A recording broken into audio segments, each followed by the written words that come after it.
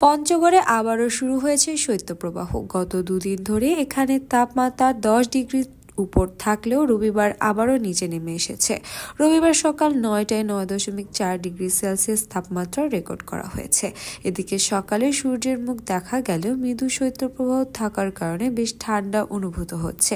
রোদের কারণে দিনের বেলার তাপমাত্রা সামান্য বাড়লেও বিকেল থেকেই ঠান্ডা লাগতে শুরু করেছে। গরম কাপড় পরে লোকজন বের হচ্ছেন। রাতে কুয়াশা পড়ছে, কোনো কোনো সময় শীতল বাতাসও বয়ে যাচ্ছে। এ কারণে রাতের শীতে এই এলাকার মানুষ দুর্ভোগ পোহাচ্ছে। পঞ্চগড়ের তেঁতুলিয়া আবহাওয়া পর্যবেক্ষণ কেন্দ্রের ভারপ্রাপ্ত কর্মকর্তা জিতেন্দ্রনাথ রায় জানান, রবিবার সকাল 6টায় 9.8 ডিগ্রি সেলসিয়াস তাপমাত্রা রেকর্ড করা হয়েছে। আর সকাল 9টায় কিছুটা তাপমাত্রা কমে রেকর্ড করা হয়েছে 9.4 ডিগ্রি সেলসিয়াস। এ সময় বাতাসের আর্দ্রতা ছিল 90%। বাতাসের গতি ছিল 6 থেকে 8 কিলোমিটার।